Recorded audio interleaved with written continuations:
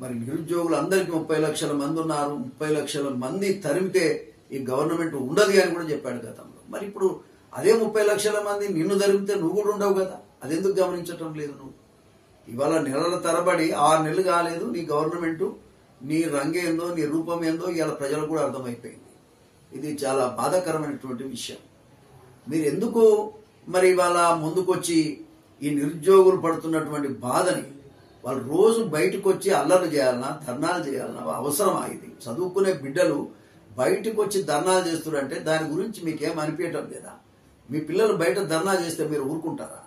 ఇవాళ ముఖ్యంగా ఇవాళ నిరుద్యోగులైనటువంటి యువకులకు వాళ్ళకు మనశ్శాంతి కలగాలంటే కనీసం ముఖ్యమంత్రి గారు ఆయా సంఘాలను పిలిచి, నిరుద్యోగ నాయకులను పిలిచి మాట్లాడవలసిన అవసరం ఉందా లేదా అని సందర్భంగా ముఖ్యమంత్రి గారు నేను అడుగుతా ఉన్నా. ఎవడబ్బ సొమ్మని ఇలా కొలుపుతా ఉన్నారు. ఇవాళ తెలంగాణ రావటం ఒక భాగం అయితే ఇవాళ దాన్ని అనుభవిస్తుంది ఎవరు, తెచ్చింది ఎవరు, అనుభవిస్తుంది ఎవరు? ఇవాళ ఆనాడు తెచ్చింది మరి ముఖ్యంగా నిరుద్యోగులే. వాళ్ళు కూడా మాకేదో ఉద్యోగాలు వస్తేనే కదా 1200 మంది విద్యార్థులు చనిపోయారు కదా, వాళ్ళ ప్రాణ త్యాగాల మీదనే కదా తెలంగాణ వచ్చింది. కానీ ఆ తెలంగాణను కొరుకుతున్నది ఎవరు, దాన్ని అనుభవిస్తుంది ఎవరు? ఇవాళ రాచ మర్యాదలు అందుకుంటున్నది ఎవరు? ఎవరి కోసం మీరు ప్రభుత్వాలకు వచ్చారు, ఏం చేస్తున్నారని సందర్భంగా ముఖ్యమంత్రి గారిని నేను అడుగుతా ఉన్నా. ఇది చాలా బాధాకరం. ఇవాళ 30 లక్షల మంది నిరుద్యోగులు ఇవాళ రోడ్డున పడి ఇలా ఏడుస్తున్నారు, బాధపడుతున్నారు, అంగలాడుస్తున్నారు. మాకు ఉద్యోగం కావాలని అడుగుతుంటే సిగ్గు అనిపించడం లేదా అని సందర్భంగా నేను అడుగుతా ఉన్నా. నిన్న కాక మొన్న వచ్చినటువంటి ఆంధ్రప్రదేశ్ ముఖ్యమంత్రి చంద్రబాబు నాయుడు గారు 16,000 మందికి నిరుద్యోగులే ముఖ్యంగా టీచర్ పోస్టులను అనౌన్స్ చేసినాడు, నోటిఫికేషన్ కూడా ఇచ్చినాడు. మీరు సిగ్గుపడాలి ఈ విషయంలో. ఇది చాలా బాధాకరమని కూడా ఈ సందర్భంగా నేను తెలియజేస్తా ఉన్నా. ఏది ఏమైనా బక్క జడ్సన్ ఇవాళ ఆమరణ నిరాజీక్ష చేస్తా ఉన్నాడు. ఏదో మాట వరుసకు ఏదో ఒక పూటకు చేసినటువంటి ఉద్యమం కాదు, ఆయన ఆమరణ నిరాజీక్ష చేస్తా ఉన్నాడు. ఫిజికల్ గా కూడా చాలా యాక్సిడెంట్ అయి కాలు దెబ్బతిన్నటువంటి వ్యక్తి. ఇవాళ ఒక దళితుడు. ఇవాళ ప్రజల కోసం, నిరుద్యోగుల కోసం ఆయన చేస్తున్నటువంటి కృషిని ఇవాళ నేను అభినందిస్తా ఉన్నా. ఇవాళ ఆమరణ నిరాదీక్ష చేయటం అంటే మాటలు కాదు. ఆయనకి ఏదన్నా జరిగితే కూడా దానికి పూర్తి బాధ్యత రేవంత్ రెడ్డి గారిని కూడా ఈ సందర్భంగా నేను తెలియజేస్తా. ఈ రాష్ట్రం మరి బగ్గుమని మండేటువంటి పరిస్థితి ఉంటుందని కూడా ఈ సందర్భంగా నేను తెలియజేస్తా. దీన్ని గమనించవలసిన అవసరం ఉంది. ఎందుకు ఒక కమిటీ వేయటం లేదు? మీరు ఒక కమిటీ వేసి అసలు వాళ్ళ బాధలేంది, ఉన్న పరిస్థితులు ఏంది గమనించవలసిన అవసరం లేదా? ఇవాళ 4 డిమాండ్స్ ఉన్నాయి. ఆ 4 డిమాండ్లో మరి పరిష్కరించాలి కానీ ఏవి కావు. దీంట్లో ఏ ఒక్కటి కూడా కానీ డిమాండ్ ఏమి లేదు. నార్మల్ గా మీరు మార్చుకుంటే, డేట్ మార్చుకుంటే అయిపోయేటువంటి పరిస్థితి తప్ప మరొకటి లేదు. కాబట్టి ఇవాళ గురుకుల డౌన్ మెరిట్ లిస్ట్ అంటే కింది నుంచి పైనుంచి చేయాల్సిన బదులు కింది నుంచి మరి సెలెక్షన్ చేస్తున్నారు. అది మంచి పద్ధతి కాదనేటువంటిది ఒక అభిప్రాయం. అదేవిధంగా డిఎస్సి పరీక్షలు వాయిదా వేయాలని చెప్తారు. ఏంటి 10 రోజులు వాయిదా వేస్తే వచ్చే నష్టమేముంది విద్యార్థుల కోసం?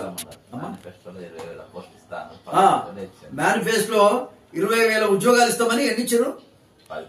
11,000 అనౌన్స్ చేసినారు. ఇది డిఎస్సి. ఇది చాలా 20,000 పోస్టులు ఇవ్వకపోతే, అసలు ఉపాధ్యాయులే లేకపోతే పిల్లలకు చదివేట్లు వస్తుంది? సిగ్గుపడాల్సిన విషయం ఇది. ఫస్ట్ ఉపాధ్యాయులు ఉండాలా వద్దా? ప్రతి స్కూల్లో లేరు. 20,000 మంది అవసరం ఉంది. నువ్వు 11,000 మంది అంటే ఆ స్కూళ్లలో చదవక్కర్లేదా? పిల్లలు చదువుకునేది గవర్నమెంట్ స్కూల్లో చదువుకునేది పేద పిల్లలు. మరి ఆ పేద పిల్లలకు విద్య అక్కర్లేదా అని సందర్భంగా రేవంత్ రెడ్డి గారుగా నేను తెలియజేస్తా ఉన్నా. పేదల రక్తంతో, విద్యార్థుల రక్తంతో వచ్చినటువంటి త్యాగాలు చేసి వచ్చినటువంటి తెలంగాణలో చీడ పురుగుల్లాగా మీరు వ్యవహారం చేస్తా ఉన్నారు. రేవంత్ రెడ్డి గారు ఏ పరిస్థితులలో కూడా ఈ నిరుద్యోగుల సమస్య పరిష్కారం చేయకపోతే మీరు రాజకీయంగా కూడా మనలేరని కూడా ఈ సందర్భంగా నేను తెలియజేస్తా ఉన్నా, హెచ్చరిస్తా ఉన్నా. టెట్ నార్మలైజేషన్ కూడా ఆంధ్రలో చేసిండ్రు. అదే విధంగా ఇక్కడ కూడా చేయాలనేది అదొక డిమాండ్ కింద ఉన్నది. అదే విధంగా జీవో 46 రద్దు చేస్తామని ఈయన గతంలో ప్రతిపక్ష పార్టీలో ఉన్నప్పుడు చెప్పినాడు. కానీ ఇవాళ అది రద్దు చేయకపోవడం అనేది కూడా చాలా బాధాకరం. ఆలోచించాల్సినటువంటి అవసరం ఉంది. తీవ్రంగా గమనించవలసింది ఏంటంటే గ్రూప్ 1 ఫిలిమ్స్ ఫలితాలు కూడా అక్కడ కూడా 1:100 చేసినారు. ఇక్కడ కూడా చేయాలని వాళ్ళు డిమాండ్ చేస్తున్నారు.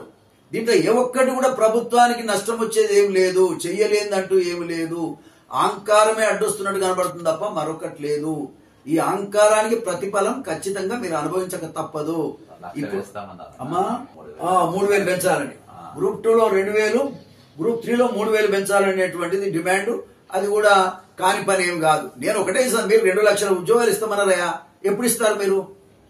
ఈ 2 లక్షల ఉద్యోగాలు మీరు ఇచ్చినటువంటి సర్టిఫికెట్ ఇచ్చిన కేసీఆర్ చేసినటువంటి అపాయింట్మెంట్ 30,000 ఉద్యోగాలు ఉంటే అవి నీ ఖాతాలు వేసుకొని చెప్తున్నారు తప్ప అది నువ్వు ఇచ్చినవి కావు, అది కేసీఆర్ గారు ఇచ్చినటువంటి. జూనియర్ లెక్చరర్స్ అన్న ఇంటర్వ్యూలు అయిపోయినాయి, అపాయింట్మెంట్ లెటర్స్ ఇస్తలేడు. అంటే జూనియర్ లెక్చరర్లకు ఇంటర్వ్యూలు అయిపోయినాయి, అపాయింట్మెంట్ ఇస్తలేడు. అపాయింట్మెంట్ ఇస్తే కూడా జీతాలు ఇస్తలేడు. ఇది ఎక్కడా న్యాయం? అంత జోక్ లాగా ఒక జోకర్ నడిపినట్టుంది రాజ్యం తెలంగాణలో. ఇది చాలా తీవ్రంగా పరిగణించాల్సినటువంటి విషయంగా ఈ సందర్భంగా నేను తెలియజేస్తా ఉన్నా.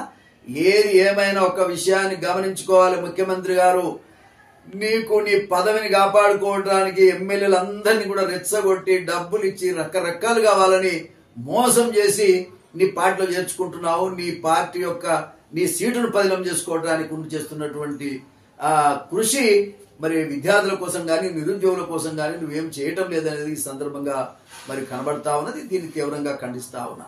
ముఖ్యంగా నీ సీట్ యాడికి పోదు, నీకు 5 ఏళ్ల కోసం ఇచ్చారు. నువ్వు మంచిగా ఉంటే 5 ఏళ్ళు ఉంటుంది, నువ్వు మంచిగా లేకపోతే దిగిపోవాల్సి వస్తుంది. ఎందుకంటే ఆల్రెడీ మొన్న పార్లమెంట్ ఎన్నికలు నీ రంగు ఏంది, నీ రూపు ఏంది, నీ మనసు ఏంది అర్థమైపోయింది. నువ్వు ఒక ఫ్యూడల్వి, నువ్వు పెత్తందారుల కోసమే రాజ్యాన్ని నడుపుతున్నావు తప్ప పేదోళ్ల కోసం కాదు. ఏ ఒక్కటి కూడా ఇప్పటిదాకా నువ్వు అమలు చేయలేదు. ఇవాళ రైతు బంధు 15,000 ఇస్తాను, ఇచ్చినవా నేను అడుగుతున్నా. ఎందుకు ఇవ్వటం లేదని నేను ఈ సందర్భంగా అడుగుతా ఉన్నా. దళిత బంధు ఇస్తాను, గత ప్రభుత్వంలో వాళ్ళు ఇచ్చారు, నేను 12 లక్షలు ఇస్తాను, ఇచ్చినవా నేను ఈ సందర్భంగా నేను అడుగుతా ఉన్నా.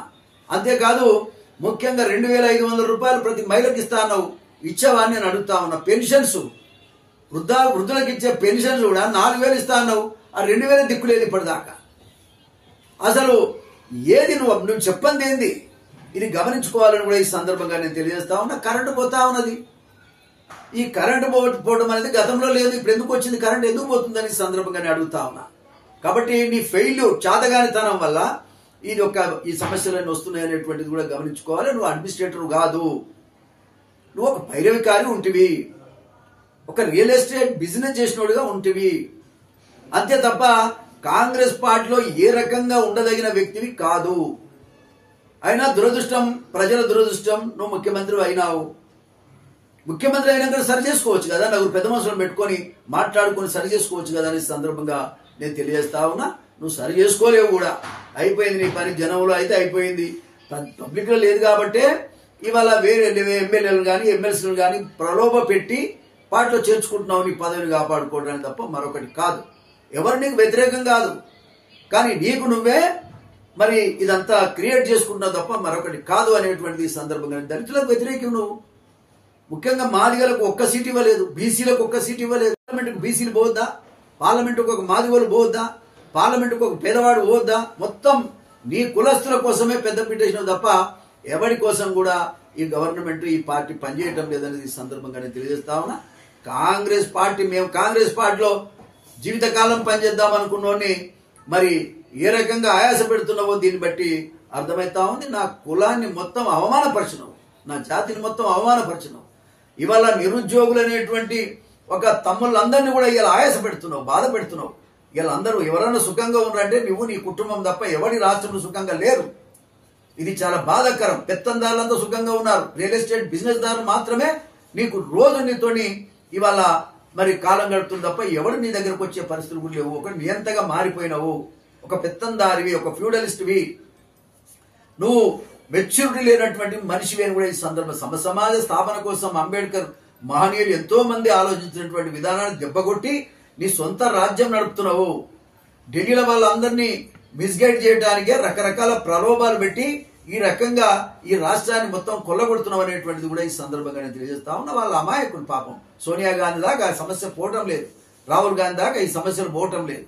ఇది చాలా బాధాకరమని కూడా నేను బాధాకరమని కూడా ఈ సందర్భంగా నేను తెలియజేస్తూ, ఏది ఏమైనా బక్కా జడ్సన్ విషయంలో ఒకటే సందర్భంగా నేను వార్నింగ్ ఇస్తా ఉన్నా. ఆయనకి ఏదన్నా అయితే మాత్రం పూర్తి బాధ్యత రేవంత్ రెడ్డి గారిదే. ఆయన సొంతం కోసం చేయటం లేదు. ఒక వ్యవస్థ కోసం పనిచేస్తా ఉన్నాడు, నిరుద్యోగుల కోసం పనిచేస్తా ఉన్నాడు. ఈ నిరుద్యోగులు అనేటువంటి వాళ్ళని పిలిచి మీరు ఎందుకు నీ ముఖం బాగుంటే వాళ్ళని ఎందుకు పిలిచి మాట్లాడవని నేను అడుగుతా ఉన్నాను. ఏదో లోపం ఉంది నీ దగ్గర. నువ్వు ఇవ్వాలనుకునే నిరుద్యోగులందరికీ న్యాయం చేయాలనుకునేది నిజమైతే నువ్వు ఎందుకు పిలువవు? ఎందుకు ఒక కమిటీ వేయవు? పిలిచి మాట్లాడితే ఎవరు మాత్రం ఏమంటారు నిన్ను? కాబట్టి ఏది ఏమైనా ప్రాణానికి ముప్పు ఉంది, జడ్సన్ ప్రాణాలకు ముప్పు ఉంది. అదే కనుక జరిగితే చాలా తీవ్ర పరిణామాలు ఉంటాయి. గవర్నమెంట్ అనేటువంటిది ఆలోచన చేసుకొని నడవాల్సిన అవసరం ఉందని మరొకసారి సందర్భంగా నేను తెలియజేస్తూ, బక్కా జడ్సన్ గారికి నా పూర్తి మద్దతు ఉంటుంది, బడుగు బలహీన వర్గాల మద్దతు ఉంటుంది, కాంగ్రెస్ పార్టీ మద్దతు ఉంటుంది, అందరిమే ఒక రేవంత్ రెడ్డిని తప్ప. కాబట్టి ఏది ఏమైనా రేవంత్ రెడ్డి గారు కూడా మద్దతు ఉన్నది అనిపించుకోవాలంటే బక్కా జడ్సన్ గారితో మాట్లాడాలి. విద్యార్థి నాయకులతోటి, నిరుద్యోగ యువకులతోటి, అన్ని సంఘాలతో పిలిచి మాట్లాడమని నేను కోరుతా ఉన్నా. వీటన్నిటికీ కూడా ఒక కమిటీ వేయి, మంత్రుల కమిటీ ఒకటి, మంత్రుల కమిటీ వేసి సమస్యలు పరిష్కారం చేయడానికి మరి ముందుకు రావాల్సిందిగా ఈ సందర్భంగా నేను డిమాండ్ చేస్తూ, సంపూర్ణమైనటువంటి నా సహకారాన్ని బక్కా జడ్సన్తో ఉంటుందని కూడా ఈ సందర్భంగా తెలియజేస్తాను.